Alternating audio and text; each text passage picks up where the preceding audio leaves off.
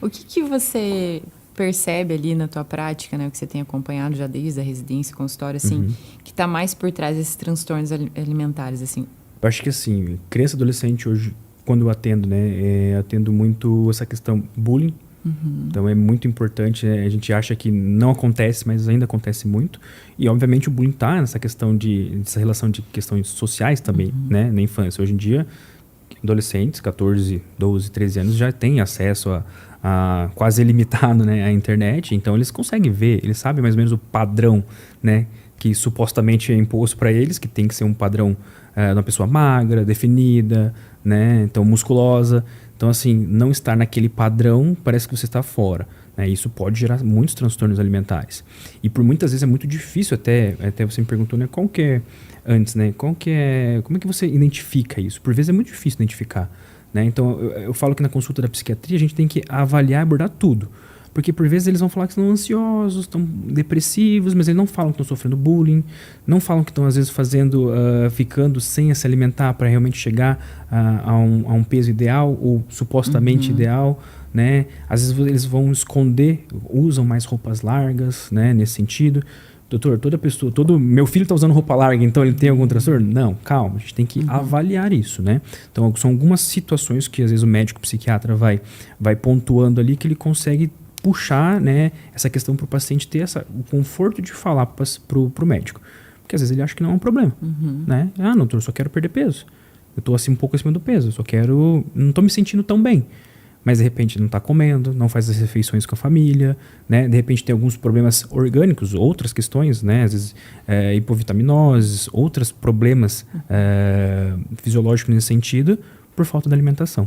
Né? Então, essa questão de redes sociais hoje em dia, ela acaba influenciando não só adolescentes, como adultos. Né? Os adultos também. Você atende muito mais nesse sentido também. Eu acho que a pessoa queria uma facilidade. Né? Verão agora, estamos tendo um mês ali para entrar no Já corpo, vamos entrar nesse assunto. no corpo ideal. Então, assim, é a questão de tempo, facilidade, né? Rapidez.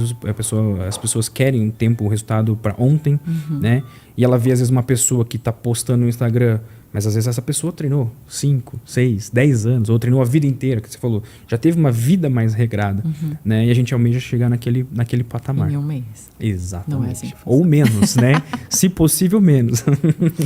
E muitas vezes, né, esse comportamento da infância ali, adolescência, de comer escondido, aparece muito cedo e as famílias não percebem, né? Quais os sinais, assim, que o doutor vê que os pais devem ter um pouco de atenção e realmente buscar uma ajuda? Porque, assim, você falou de criança, o meu filho tem 7 anos, ele é magro, tem abdômen trincado, e um dia ele falou, mãe, eu tô gordo. Eu falei, como assim, Teodoro? Eu falei, gente, e ele pegava a barriga, olha aqui, mãe, que gordura e tal. E foi na escola. Eu falei, gente, eles nem sabem o que é. Entendeu? E ele entrou numa coisa assim, não posso comer mais, não posso não sei o quê. Eu falei, não, filho, para. Daí a gente foi meio que conversando e falando que não. Mas assim, 7 anos. Então, acredito que hoje até tá mais cedo essa questão, né? Da questão do corpo, da imagem. Eu gosto muito de atentar aos pais nesse sentido. Né? Então, por isso que a criança, quando eu não avalio só a criança, né? A gente tem que avaliar os pais. Porque aquele ambiente familiar. É o Teodoro que vai no mercado comprar as comidas que ele vai ingerir? Não, né? Por muitas vezes é o que você vai oferecer para ele. Então, às vezes, o próprio pai e a mãe... mas ele tá meio acima do peso, doutor, mas ele tá meio gordinho. Tá, mas o que ele come, mãe? Claro. Como é que você... né? O que você oferece para ele nesse sentido? Já come doce desde os 2 anos, 1 ano. Porque o avô dava um docinho... Né? Porque os avós vêm ali para... exatamente. Só pra estragar. Então, assim, e tudo isso influencia. Eu acho que a gente tem que estar atento a todas essas questões. O colégio é muito importante, como você falou, conversar com o seu filho nesse sentido, né? Então, conversa com o adolescente, o que ele espera, o que está acontecendo, porque por vezes ele pode não falar isso abertamente, mas ele está meio triste, meio cabisbaixo, vai de repente numa piscina, ele não quer, né, ir na piscina com os colegas, ele não quer tirar a camiseta, né? Então, assim, ele tem um pouco de vergonha do corpo. Então, se você observar que ele já está tendo um pouco de vergonha, avaliar o que está acontecendo, né? Perguntar, questionar sobre isso. Mas não... muitas vezes acontece, eu pego familiar assim, mas tá gordinho mesmo, não consegue se controlar.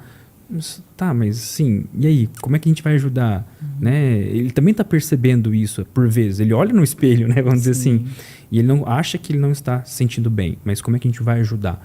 Porque, mãe, compra uma fruta para mim? Não, mas eu não compro, não vou comprar. Vai comer, às vezes no almoço tem aquela quantidade de comida livre, à vontade, entende? Então, assim, o ambiente também não contribui para que ele consiga ficar bem. Aí você vai olhar os pais, às vezes, por vezes, os pais também não fazem atividade física, não têm um controle alimentar, são acima do peso, né? Então, assim, é difícil você cobrar a saúde de uma criança, adolescente, quando você mesmo não consegue promover isso para você, né?